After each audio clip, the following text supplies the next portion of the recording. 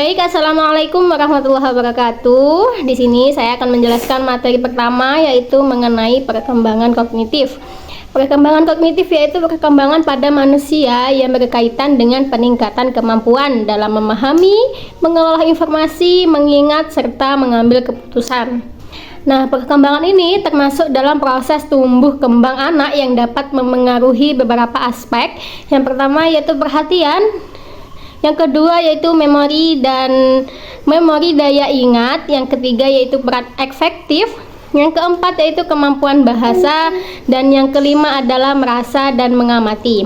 Baik, yang selanjutnya yaitu mengenai tahapan perkembangan kognitif anak berdasarkan teori Piaget. Nah, menurut perkembangan kognitif J. Piaget, seorang filsuf ahli perkembangan psikologis asal Swiss, kecerdasan anak-anak akan berubah seiring dengan pertambahan usia.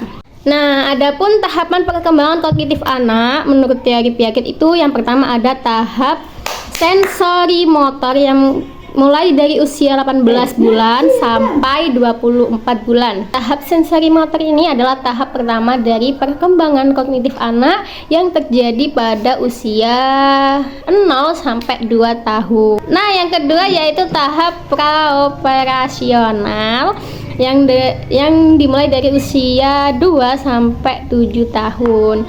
Nah, tahap praoperasional ini adalah masa di mana anak akan mengembangkan kemampuannya dalam mengingat dan berimajinasi. Nah, yang ketiga adapun tahap operasional konkret yang dari usia 7 sampai 11 tahun, yang mana tahap perkembangan kognitif anak ini selanjutnya adalah tahap operasional konkret pada usia 7 sampai 11 tahun. Nah, tahapan ini ditandai dengan perkembangan kemampuan pemikiran logika, namun hanya untuk objek fisik. Yang keempat yaitu tahap operasional formal yang dimulai dari 12 tahun ke atas. Nah, tahap operasional ini merupakan tahap terakhir dari perkembangan kognitif anak menurut teori Piaget. Nah, tahap operasional formal ini akan dimulai saat anak-anak menginjak usia 12 tahun. Selanjutnya, teori perkembangan kognitif. Dalam pembahasan proses perkembangan kognitif, ada dua alternatif proses perkembangan kognitif, yaitu pada teori dan tahap-tahap perkembangan yang dikemukakan oleh Piaget dan proses perkembangan kognitif oleh para pakar psikologi perproposan informasi. Yang pertama, teori perkembangan kognitif Piaget. Piaget meyakini bahwa pemikiran seorang anak berkembang dari bayi sampai dewasa. Menurut teori Piaget, setiap individu pada saat tumbuh mulai dari bayi yang baru dilahirkan sampai menginjak usia dewasa mengalami 4 tingkat perkembangan kognitif, yaitu yang pertama tahap teori motorik, usia 0 sampai 20 tahun sampai 2 tahun. Tahap ini seperti bayi bergerak dari tindakan refleks instintif pada saat lahir sampai permulaan pemikiran simbolis. Bayi membangun suatu pemahaman tentang dunia melalui perkoordinasian pengalaman sensor dengan tindakan fisik. Yang kedua, tahap praoperasional, usia 2 sampai 7 tahun. Pada tahap tersebut, anak mulai mempresentasikan dunia dengan kata-kata dari berbagai gambar. Yang ketiga, tahap konkret operasional usia 7 sampai 11 tahun. Di tahap tersebut, anak dapat berpikir secara logis mengenai peristiwa-peristiwa yang konkret dan mengklarifikasikan benda-benda ke dalam bentuk-bentuk yang berbeda. 4. Tahap operasional formal usia 11 sampai dewasa. Di tahap ini, remaja berpikir dengan cara yang lebih abstrak, logis, dan lebih idealistik. Selanjutnya, permasalahan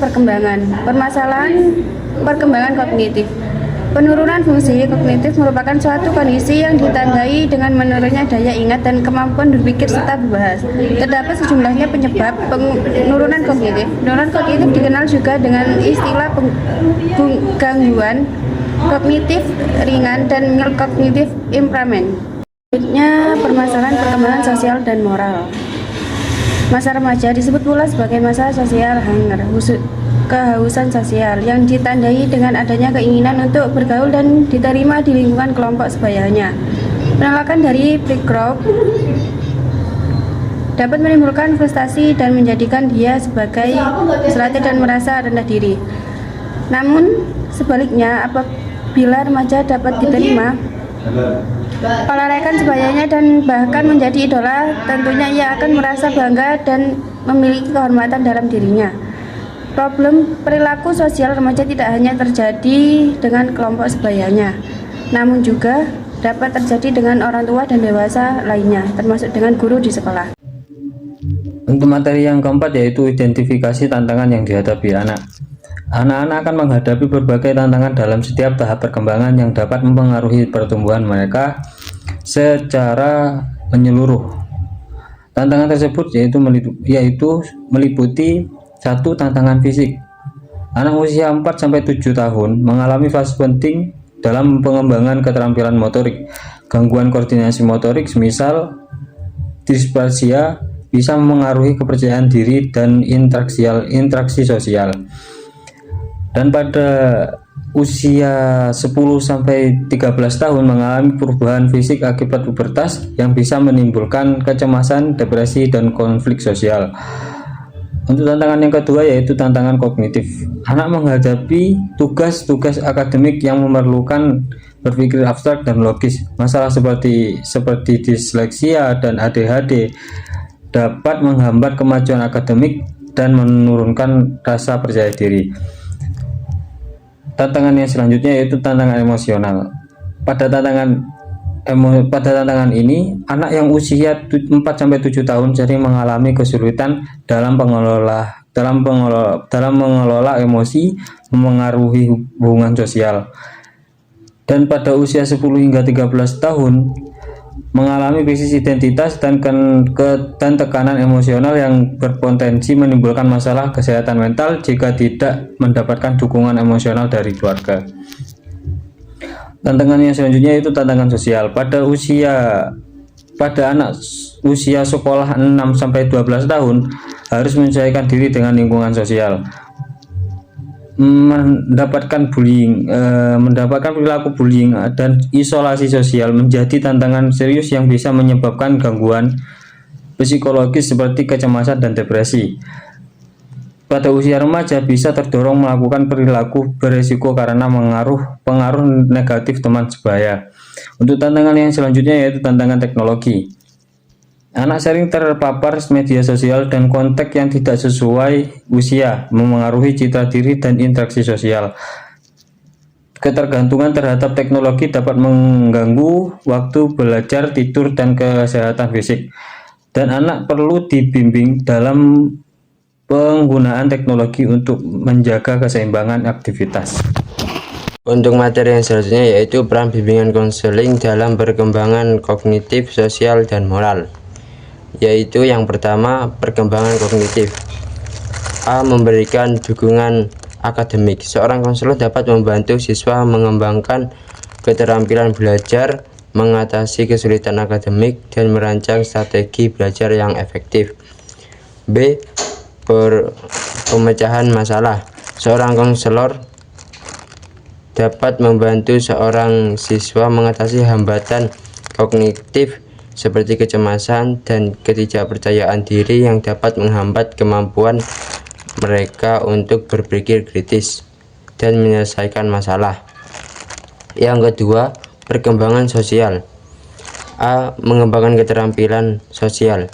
Seorang konselor dapat membantu seorang siswa mengembangkan keterampilan komunikasi, pemecahan konflik, kerjasama, dan empati yang penting dalam hubungan sosial.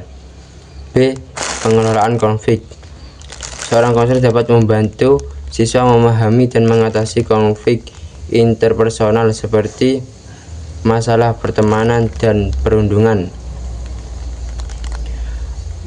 Yang ketiga, perkembangan moral, pembentukan nilai dan etika. Seorang konselor dapat membantu siswa merenungkan nilai-nilai mereka, memahami perbedaan antara benar dan salah, serta mengembangkan landasan moral yang kuat. B. Mengatasi masalah etika. Seorang konselor dapat membantu siswa menghadapi situasi yang menimbulkan pertanyaan etika, membantu mereka membuat keputusan yang baik berdasarkan prinsip-prinsip moral. Layanan bimbingan konseling pribadi, sosial, dan strategi pelaksanaan. Layanan pribadi sosial meliputi motivasi sukses, pengembangan bakat, dan kolaborasi dengan lembaga kerja, serta penggunaan teknologi informasi. Strategi pelaksanaan meliputi pelayanan dasar, responsif, dan perencanaan individual dengan metode bimbingan kelompok, konsultasi, dan kolaborasi orang tua.